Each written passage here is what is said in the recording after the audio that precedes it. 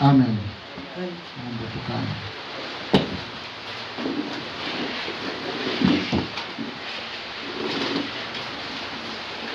Napenda kumshukuru Mungu kwa sababu ya neema yake kuniwezesha leo kusimama katika madhabahu yake.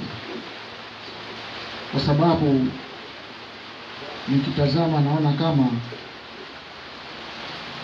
kwa leo nisingekuwepo. Bwana Yesu asifiwe.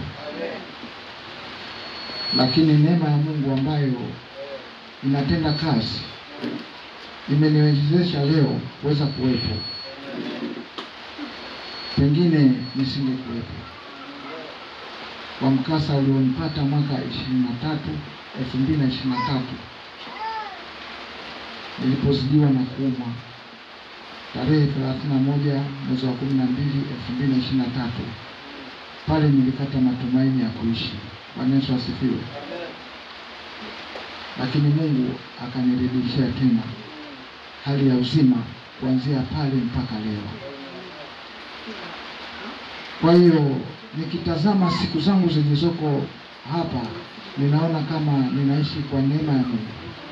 Kwa ajili hiyo sina sababu ya kumtumikia Bwana. Bwana Yesu asifiwe. Bwana Yesu asifiwe. Na kushauri kama mtakatifu wa Mungu unaenda mbinguni, hebu katika siku za wiki nzima na kushauri. Bwana Yesu asifiwe. Naomba uniazime masikio na kushauri na kuomba katika siku za wiki nzima. Kama imeshindikana, hebu jitahidi sana siku ya Jumapili kuweka kama kipaumbele katika maisha yako. Bwana Yesu asifiwe. Hebu ifanye at least, kama imeshindikana katikati na nini, lakini Jumapili hebu ifanye kipaumbele. Ikusumbue kabla hata haijafika. Uanze ibada yako kabla hata ya Jumamosi, kabla hata ya Jumapili haijafika. Andaa mipango yako ya mazingira ya kukufikisha nyumbani mwa Bwana siku ya Jumapili. Hili jambo nitaendelea kulizungumza nikimsihi Roho wa Mungu aweze kuwasaidia, kwa sababu hapo ndio mahali ambapo tunaweza kupona. Bwana Yesu asifiwe.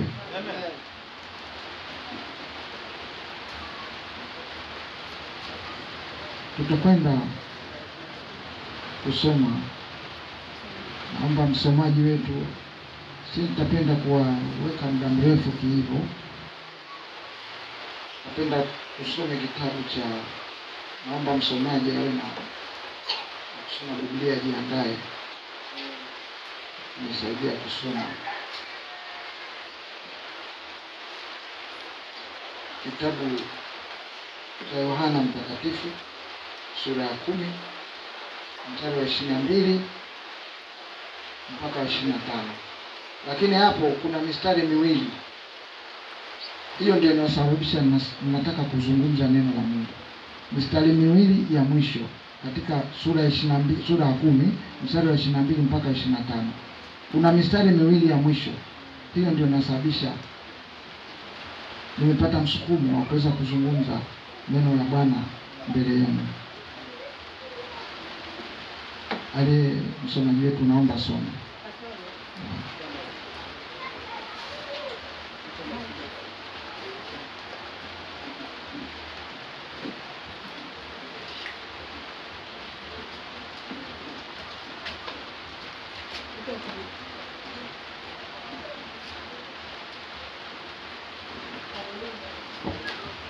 Nitasoma kwa jina la Bwana.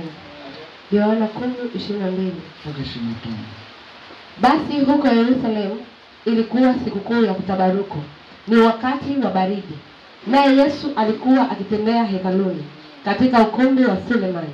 Basi Wayahudi walimzunguka wakamwambia, hata lini utatuhangaisha nafsi zetu? Kama wewe ndiye Kristo, utuambie waziwazi. Yesu akajibu na aliwaambia, lakini ninyi hamsadiki. Kazi hizi mnazozifanya kwa jina la Baba yangu ndizo ninazozishuhudia. 25. Nafikiri nimemaliza. Naomba nimuombe Mungu na kwa ajili ya neno lake. Baba, katika jina la Yesu ninakushukuru na litukuza jina lako na kulibariki. Mungu wa majeshi, wewe ambaye umetupa kazi hii ambao Bwana inabidi wewe mwenyewe uweze kuisimamia.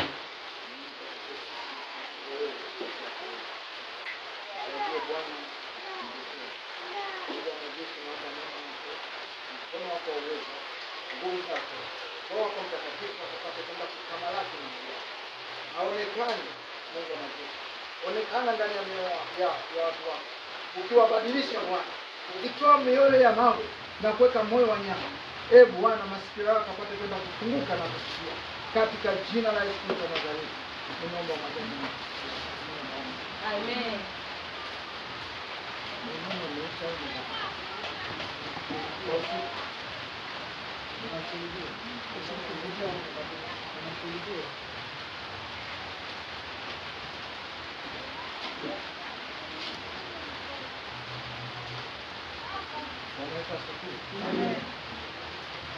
Kuna roho inayotesa ulimwengu wa leo, ndani ya kanisa na nje ya kanisa. Roho ya kutokuamini ni roho ambayo inafanya kazi mbaya kuliko maelezo. Na roho hii nikitazama naiona inakuwa kama msimamizi. Kwenye roho hiyo ya kutokuamini kunakuwa na milango mingi ambayo inatumiwa ndani yake midogo ya kuleta uharibifu, aidha kwa kanisa au kwa watu walioko nje. Kanisa asifiwe. Amen. Hawa watu walikuwa wana habari katika maisha yao kwamba kuna Masihi anakuja. Soma hilo neno tuliposoma. Kuna Masihi anakuja, lakini hawamjui atakuja lini na atakuja saa ngapi. Kwa hivyo waliopokea habari za Musa walikuwa wanatembea katika hilo wazo kwamba kuna Masihi ambaye tumeambiwa atakuja, lakini hawajui ni nani na anakuja lini na majira gani. Bwana Yesu asifiwe. Amen. Na kwa ajili hiyo hata sisi leo, kanisa letu la leo, pia na sisi tumeingia katika mtihani kama wao. Bwana Yesu asifiwe. Amen. Kwa ajili gani nasema hivi? Kwa sababu hata kanisa la leo lina tumaini ambalo linasubiriwa kwa wale ambao wanajua habari ambazo ni za rohoni. Bwana Yesu asifiwe. Amen. Tumaini kuu la leo ambalo kanisa linasubiri ni habari ya unyakuo. Kama mtu ni mwelewa, tuko katika nyakati ambazo ni za kitabu cha Ufunuo ule wa Yohana, nyakati za mwisho. Bwana asifiwe. Amen. Maana wenzetu waliishi mwanzo wa nyakati za mwisho. Kuna walioishi katikati ya nyakati za mwisho. Sisi leo, napenda kukuambia kweli, amini usiamini, leo kizazi hiki cha leo hapa tulipo sisi tunaishi nyakati za mwisho. Bwana Yesu asifiwe. Amen. Na kwa ajili hiyo unatakiwa ujue nyakati za mwisho ni mambo gani ambayo yako kwa ajili ya safari unaokimbizana nayo. Hatukimbii, hatupigani bila faida. Bwana Yesu asifiwe. Amen. Kuna faida kwa Yesu, ndio maana tunapambana ili tuweze kupata kila mtu taji yake ambayo Mungu amemwekea kutokana na kazi yake ya ulimwengu. Bwana Yesu asifiwe. Amen. Majira tulionao sisi leo tunatazamia unyakuo. Bwana Yesu asifiwe. Amen. Unyakuo ambayo ni fumbo lisilojulikana sana wakati. Hii ni siri ya kanisa. Ulimwengu hauyajui haya, au watu walioko nje hawajui haya, lakini wewe mtu wa kanisa, kama unaweza kuelewa au kama ulikuwa hujui, leo mimi nakutangazia kwamba leo sisi ni kanisa la Ufunuo, tunaishi katika nyakati za kusubiri unyakuo wa kanisa. Amen. Na baada ya huo unyakuo, usije ukaomba ukabaki. Kanisa sisi. Amen. Kuna kilele kinakuja baada ya unyakuo. Na inawezekana ndio maana Yesu alisema kisali salini Baba yetu uliye mbinguni. Wapenzi yako hapo, kuna mahali akasema yani tusije tukaingia katika majaribu ya shetani. Bwana Yesu asifiwe. Tunafikiri Bwana Yesu amelema hicho kitu sana. Kama kuna maana nyingine, naona hiyo maana nayo. Usije ukaomba kuacha. Lakini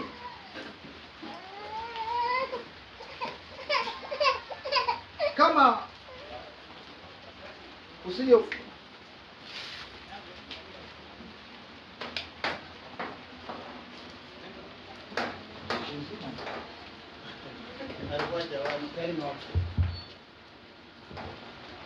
kama kanisa linasubiri ufufuo, yani unyakuo, waliokufa katika Bwana wanafufuliwa na walioko hai kama walivyo watabadilika ghafla, kufumba na kufumbua na kwenda juu kumlaki Bwana hewani. Hizo ni siri ambazo kanisa linatakiwa lijue. Na hawa walijua na majira ya Yesu Kristo, lakini hawakujua kama Yesu amekuja. Mpaka wanamwambia kila siku unazungumza na tunakuona hekaluni. Wana mawazo kama ndiye, lakini huku wanaona kama siye. Wanashindwa kuelewa. Bwana Yesu asifiwe. Inafika mahali Wayahudi wakamwambia, utatuangaisha nafsi zetu hata lini? Tuambie waziwazi kama we ni Kristo, kwa sababu tulikuwa tunasikia habari lakini hatujajua wala hatuelewi. Bwana Yesu asifiwe. Ndipo Yesu akasema, mimi niliwaambia wazi, lakini ninyi hamsadiki. Kazi ninazozifanya hamzioni. Bwana Yesu asifiwe. Majira ya watu waliomwona Yesu kwa macho ilikuwa ni bahati kubwa sana. Hiyo pia ni neema. Bwana Yesu asifiwe. Usifikiri ni kitu cha kawaida. Yesu sio mtu wa kawaida. Ni neema kumwona Yesu. Lakini hawakutambua majira. Wakawa wanapata tabu. Ni majira gani? Huyu ndiye au siye? Unatakiwa utambue nyakati na majira. Bwana Yesu asifiwe. Ili uweze kukaa, Bwana asije akakuacha. Roho inaotesa kanisa ya kutokuamini. Kwani wewe ni mtumishi. Mimi hapa ni mtumishi. Hawa wengine ni watumishi. Kuna nini kilitokea mpaka wakaamua kuifanya hii kazi? Bwana Yesu asifiwe. Kuna kitu, sio bure. Bwana Yesu asifiwe. Sio bure. Kuna kitu kilisababisha na wanakijua. Bwana Yesu asifiwe. Na Mungu anakijua. Na mimi kuingia kwenye imani nilijua saa gani niliitwa na Mungu akafunua nini kwangu. Nilipojua na kutambua, ndio hadi leo nimekuwa niko kama hivi mnavyoniona. Bwana Yesu asifiwe. Na wewe kama mshirika, uliona nini? Ulisikia nini? Kuna kitu gani ambacho ulikipata? Hicho kinahitajika kukitumia kama nafasi yako ya kukamata na kushikilia, ili uweze kupenya siku ile ambayo haiko sahihi kwa ulimwengu. Bwana Yesu asifiwe. Lakini utatambuaje majira kama unatembea katika hali ya kutokuamini? Na ndio maana nikasema kutokuamini ni roho ambayo ni mbaya kwa kanisa. Wako washirika ambao wanatembea lakini hawaamini. Wanakuwa na maswali mengi. Kuna wakati wanasema mbona kanisa lenyewe lile limekuwa tu la mabati la ovyo ovyo. Bwana Yesu asifiwe. Una mahali pengine asema mbona hata mavazi hawana hao watumishi wenyewe. Bwana Yesu asifiwe. Mbona hata hela hawana. Bwana Yesu asifiwe. Ndio walioyaona kwa Yesu wakawa na mashaka.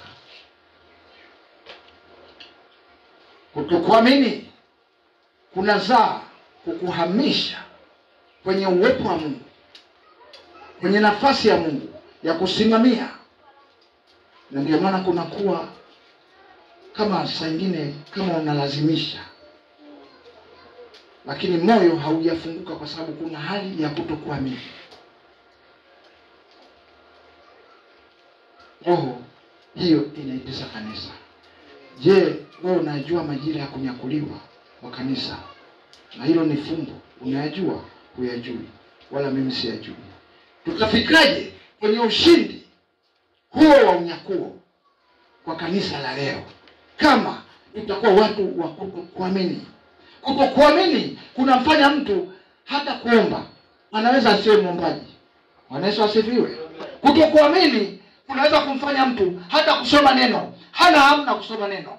Anaweza akakata mwezi mzima, wiki 3, wiki hajasoma hata neno, wala hana mpango huo kwa sababu ya kutokuamini. Bwana Yesu asifiwe. Na ndio maana kuna vitu vingine vinajitokeza. Kutokuamini kunasababisha hata utoaji wa mtu wa namna hiyo unakuwa utoaji wa shina moyoni mwake, kwa sababu kuna kitu ambacho hakiko sahihi. Kuna kutokuamini ndani yake. Ana maswali mengi, ana hoja nyingi juu ya madhabahu. Bwana Yesu asifiwe. Ndio maana nasema kama ulimwona Mungu chanzo. Bwana Yesu asifiwe. Kama ulimwona Mungu, ndio maana uko hapa. Sio kwa maana ni mjinga, sio mjinga, kuna kitu ulikiona. Bwana Yesu asifiwe.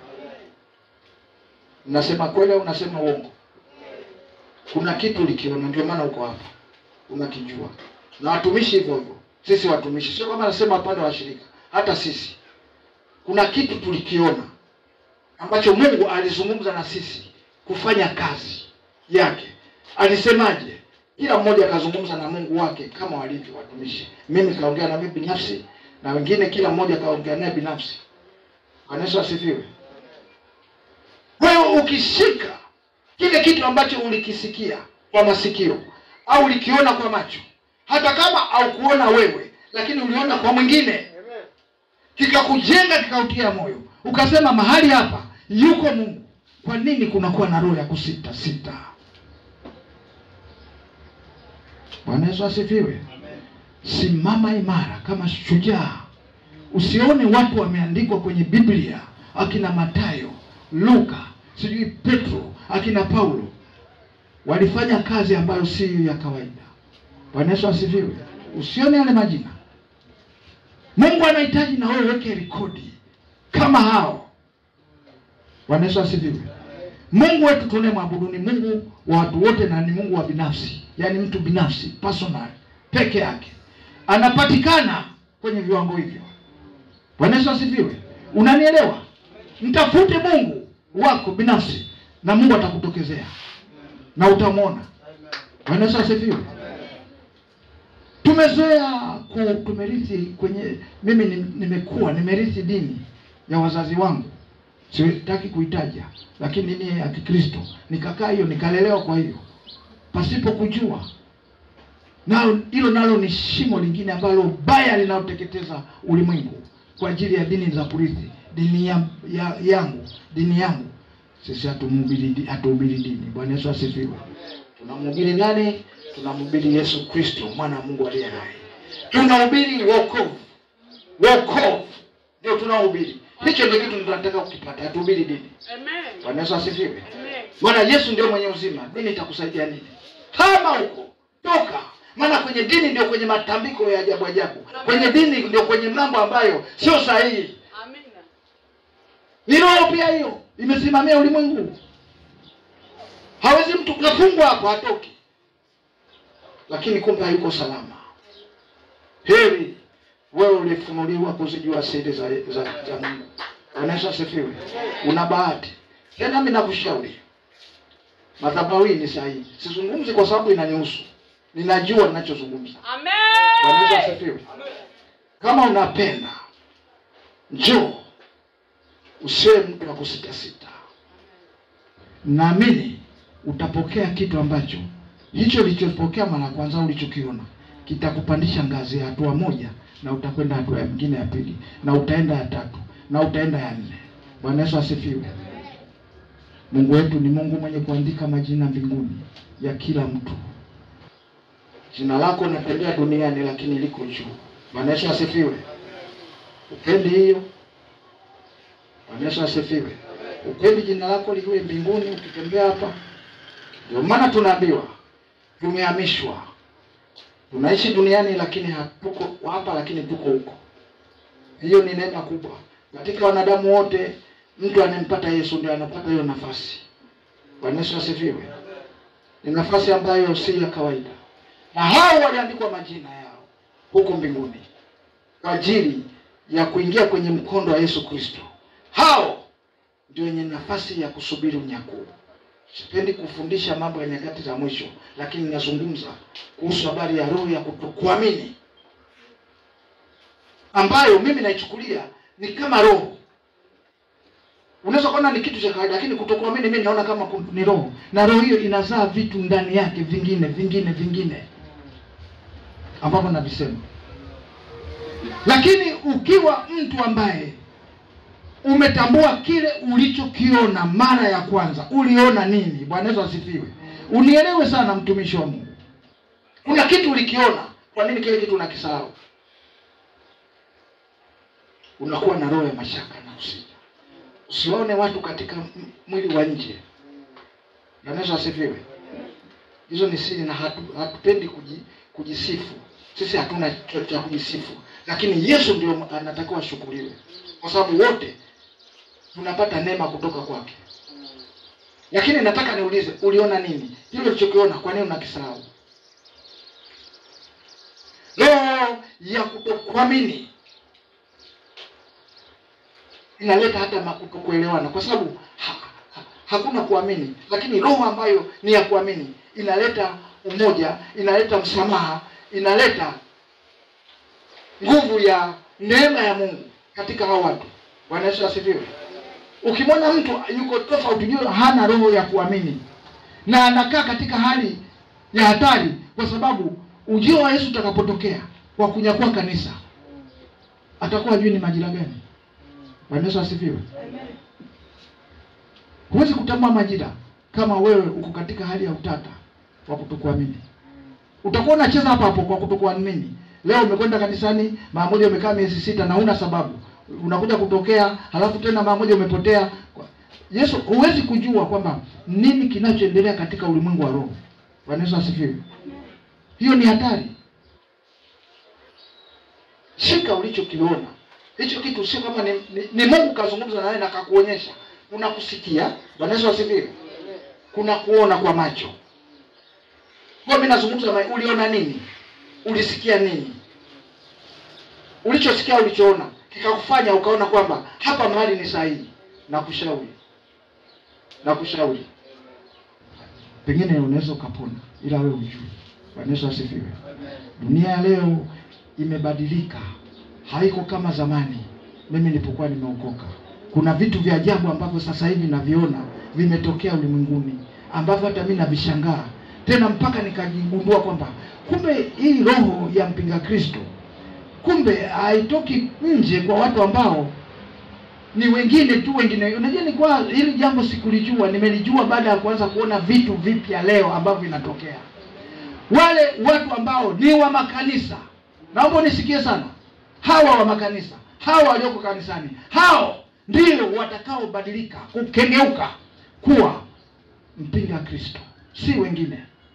Maana wanaitwa wapinga Kristo kwa sababu wana neema na kujua neno la Kristo. Ndio maana watatumika upande mwingine. Na upingaji wao unaweza ukawa kwa asili wao wenyewe wanaweza wakajijua, wanaweza wakajijua. Bwana Yesu asifiwe. Lakini pia namshukuru Mungu kwa sababu kaweka roho ya kufahamu. Hata kwa hao washirika kama wanao wako kwenye eneo la Mungu, watajua kwamba hapa mahali sipo. Bwana Yesu asifiwe. tunadanganywa.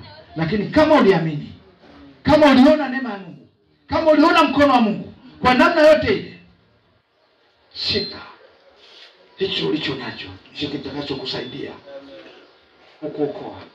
Bwana Yesu asifiwe. Usiwe mtu ambaye hueleweki. Amua kusimama na Mungu. Na ndio maana nimetangulia kusema, hebu katika siku zote na kushauri, kama imeshindikana, lakini Jumapili hebu badilika. Muonyeshe Mungu wako upendo wake ulionao kati ya wewe na yeye ni nini, ili uweze kupona.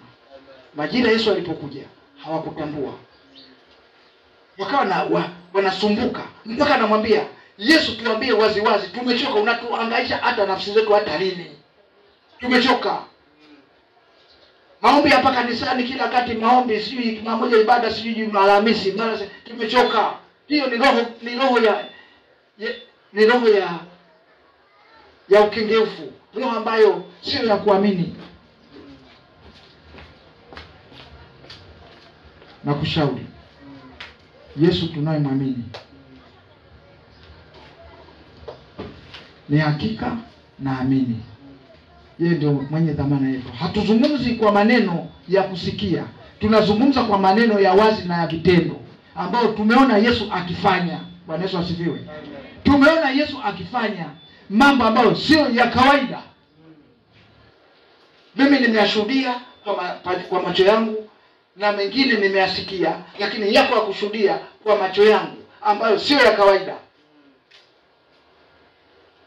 Tutapataje kupona? Tutapataje kupona usipojali wokovu mkuu namna hii? Hatuwezi kupona. Yesu asifiwe. Amen. Na kushauri, acha ile roho ya kusita. Kuna roho ya kusita. Wewe mwenyewe unaweza kana unajijua hauko sahihi. Mungu si wa mchezo wa hivyo. Bwana Yesu asifiwe. Kwa sababu kujua unajua, ufahamu unafahamu, la kubisha hauna, lakini unakuwa mtu wa kusita. Mungu ana kiti cha rehema. Bwana Yesu asifiwe. Lakini ana kiti kingine ambacho ni kinyume cha rehema. Akibadilika ni hatari. Bwana Yesu atusaidie. Amen. Tunatakiwa tuzijue nyakati tulizo nazo ili tuweze kupona. Tunapambana na kuifanya kazi ya Mungu bila kuangalia mazingira wala hali. Kazi hiyo inahitaji watu ambao ni wa kusapoti, wenye moyo wa maamuzi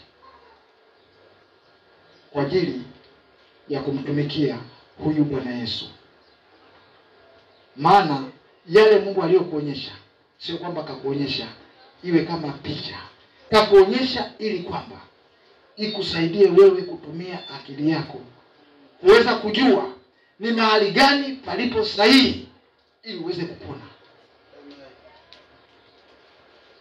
Kuachwa kwa mwanadamu kwenye unyakuo ambao hatujui ni lini.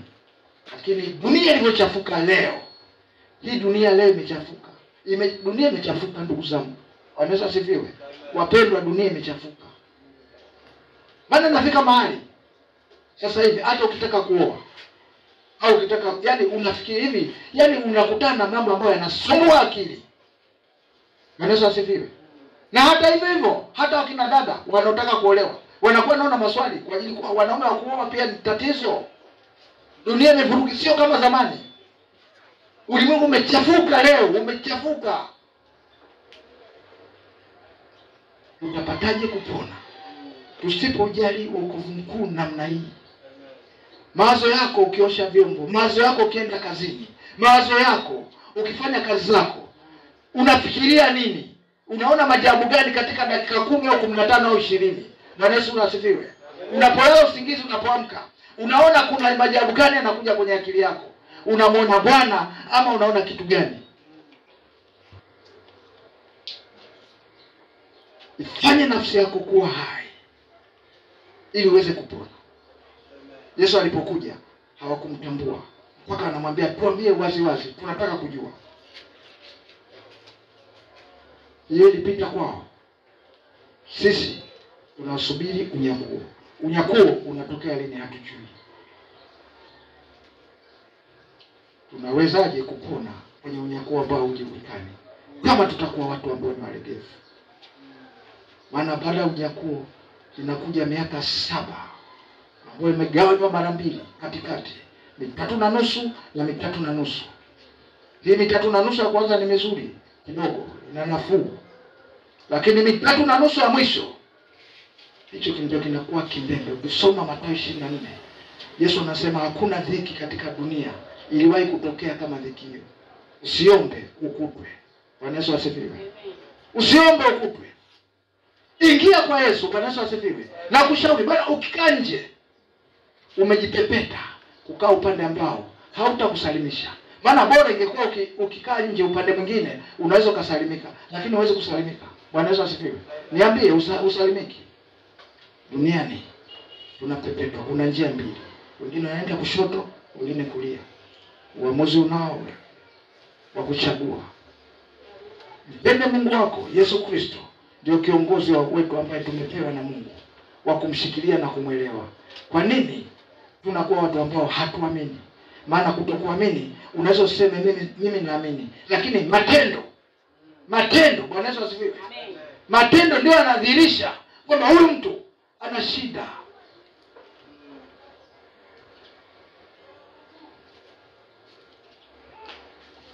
Tutoke mahali hapa. Bwana Yesu asifiwe. Ili tuweze kumrudishia Bwana utukufu. Kwa sababu yeye kuna kazi kaifanya. Ile kazi aliyofanya inahitaji majibu. Majibu tunao sisi. Bwana Yesu asifiwe. Yeye kamaliza. Kuna swali linahitaji kujibiwa. Nani atalijibu? Ni sisi ndio kujibu. Ndio maana tunaambiwa sisi ni mwili wa Kristo. Hatukwepi. Bwana Yesu asifiwe. Na kuambia kweli, hakuna atakayekwepa. Ukikwepa umejimaliza mwenyewe.